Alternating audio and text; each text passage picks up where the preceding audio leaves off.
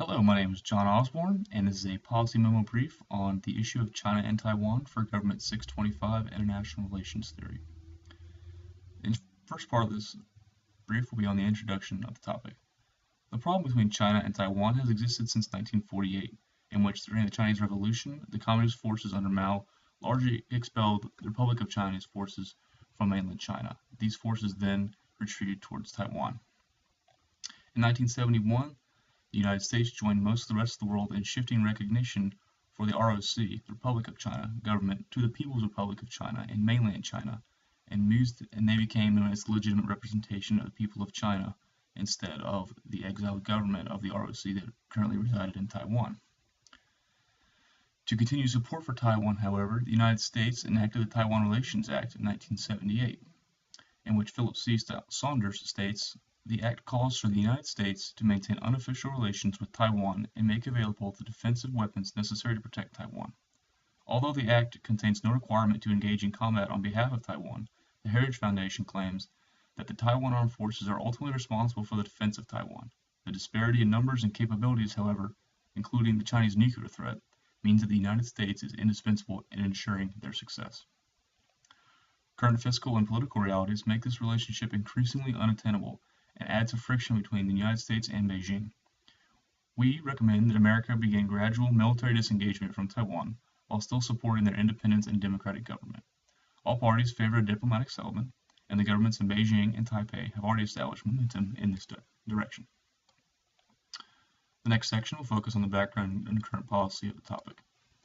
The current policy, according to Philip Saunders, is an uneasy compromise that has governed Taiwan's international status since 1972, but does not fully satisfy anyone in Taiwan, the People's Republic of China, or the United States, and as a result, according to Kenneth Lieberthal, America now finds itself with a commitment to protect a government in Taiwan that pushes the envelope on independence well beyond what Washington wants, while fending off constant requests from Beijing to do more to rein in Taiwan's actions. Posen predicts a global shift to a multipolar balance, and in this instant, multipolarity already exists.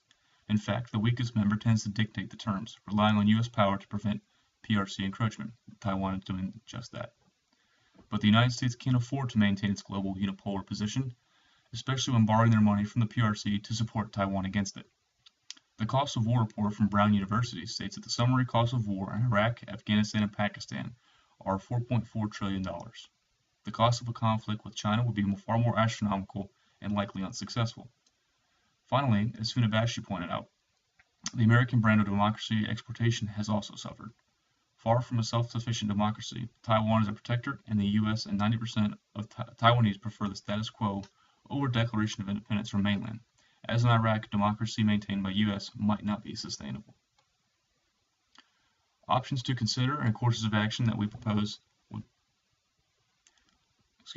are first one, complete U.S. disengagement from Taiwan. Let the two Chinas come to their own solution. The pros to this one reduces the amount of U.S. military presence in Taiwan and the potential huge cost of military conflict with China. Already stated, we will be well over the $4.4 trillion of Iraq, Afghanistan, and Pakistan. It also reduces the Chinese perception of U.S. hegemony on their borders. It gets us out of their backyard. Cons to the approach one are it leaves a democratic partner in the lurch, and the PRC has clear strength advantage over Taiwan and sends a negative signal to the world. If we were to completely disengage and there would be some sort of disagreement, as in the past they have not necessarily been too great on the table, China would clearly win in a military struggle against Taiwan. Course of action 2 that we recommend is a US-backed Taiwanese declaration of independence from the PRC. This supports democracy in Taiwan and the region and maintains a U.S. military presence close to the PRC. Selling military weapons and arms and technology to Taiwan is beneficial to us, and this would be something that would be a benefit in continuing a course of action number 2. But the cons to this approach, or as the PRC has stated that any kind of statement of declaration of independence would trigger an invasion from mainland China, and that occurrence under current relationship would essentially draw the United States into a conflict, open war with China, which is exactly what we do not want to happen. And course of action number 3 maintains the status quo. It's an overwhelming preference for Taiwanese and leverages diplomatic inroads already progressing between Taiwan and the People's Republic of China. The cons of the situation are it doesn't necessarily resolve the underlying issues doesn't really address who represents China on either side, and it retains military alliance on the United States. It still forces Taiwan to rely on us, and it leaves us tied to the hip to Taiwan.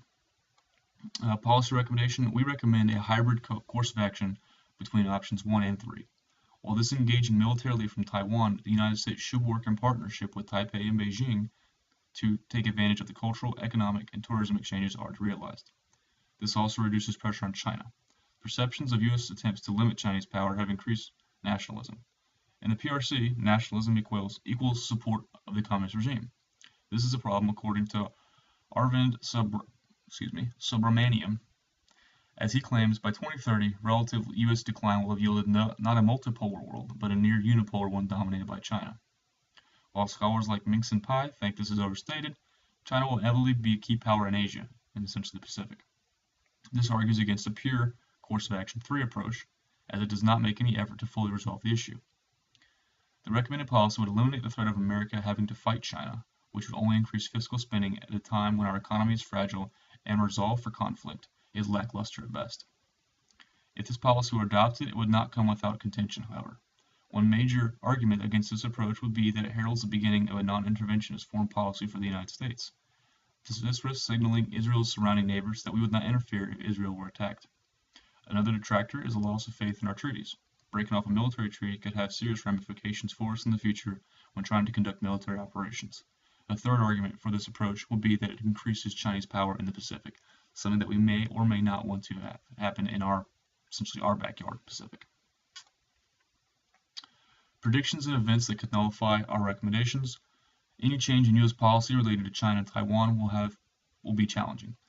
Some threats that would negate everything we've just offered are 1. A Chinese nuclear threat against Taiwan, 2. A continued or escalating suppression of democratic activity in China.